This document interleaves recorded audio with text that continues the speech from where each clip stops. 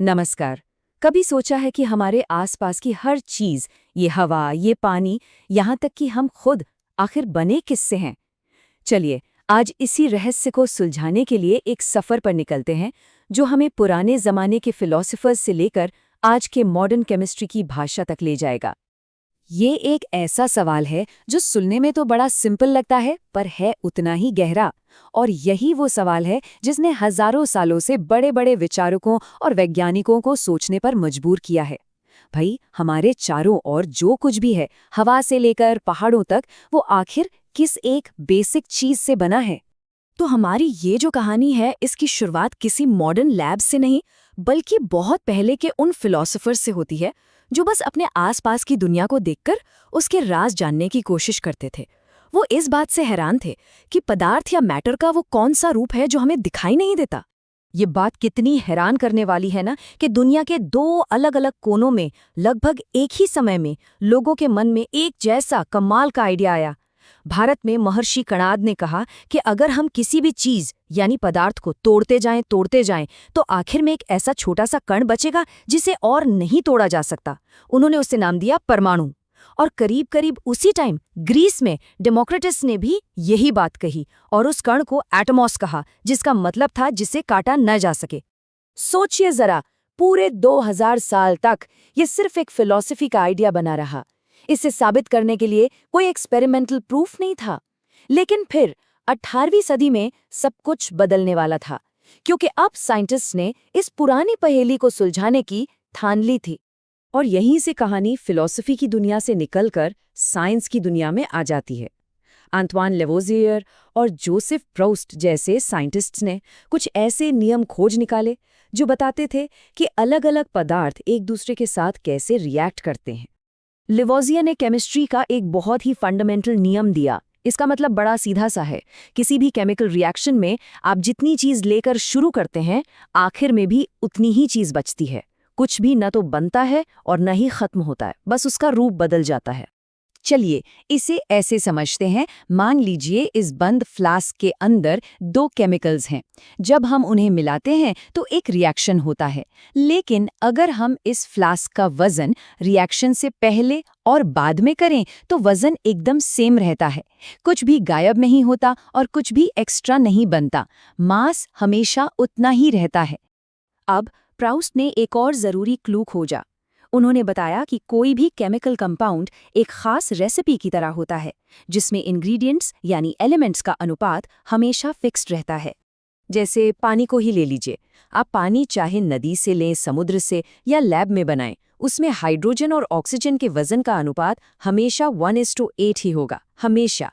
और यही नियम अमोनिया या कार्बन डाइऑक्साइड जैसे हजारों कंपाउंड्स पर भी लागू होता है। उनका रेशो हमेशा फिक्स्ड रहता है।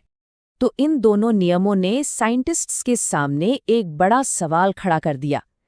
आखिर पदार्थ का वो सबसे छोटा कण कैसा है जो उसे इन नियमों को इतनी सख्ती से फॉलो करने पर मजबूर करता है?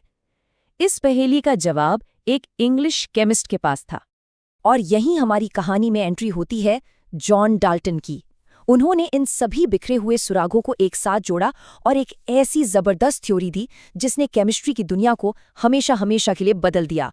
जॉन डाल्टन इंग्लैंड के एक बहुत ही साधारण परिवार से थे, लेकिन 1808 में उन्होंने अपनी एटॉमिक थ्योरी पेश की, जो मैटर की स्टडी में एक मील का पत्थर बन गई। डाल्टन की थ्योरी सुनने में बड़ी सिंपल थी, पर थी बहुत पावरफुल। उन्होंने कहा कि हर चीज छोटे छोटे कणों यानी एटम से बनी है। इन एटम्स को खत्म नहीं किया जा सकता, जिससे मास कंजर्वेशन का नियम एक्सप्लेन हो गया।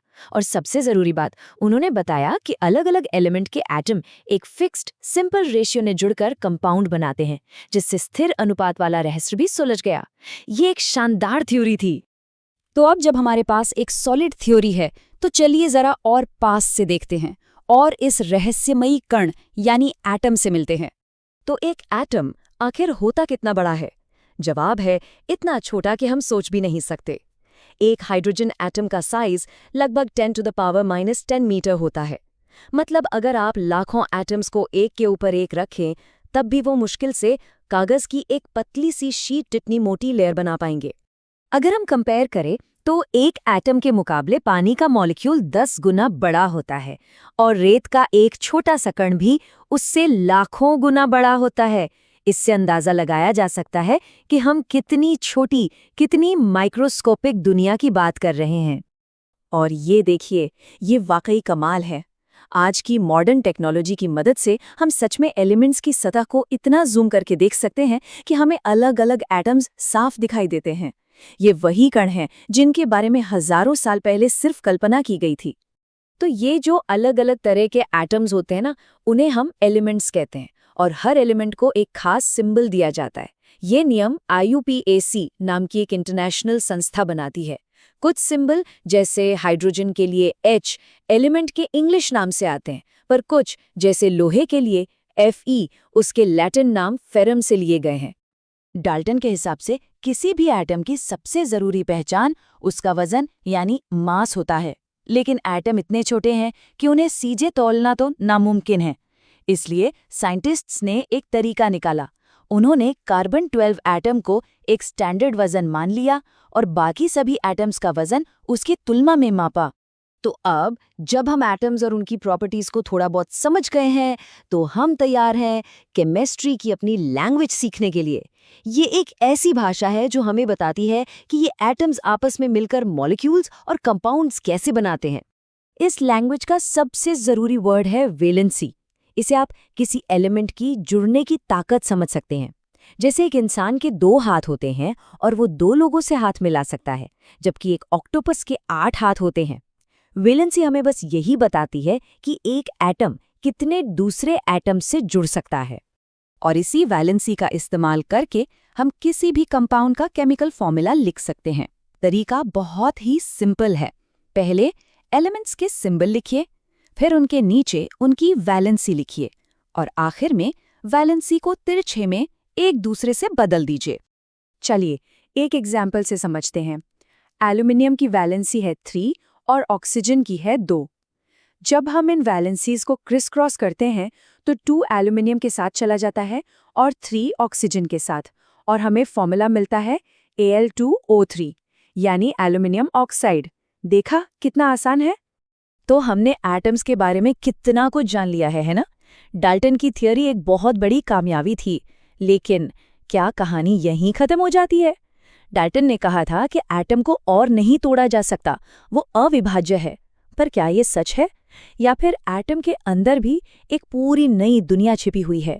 ये वो सवाल है जो हमें साइंस के एक और भी गहरे और रोमांचक चैप्टर की ओर ले जाएगा।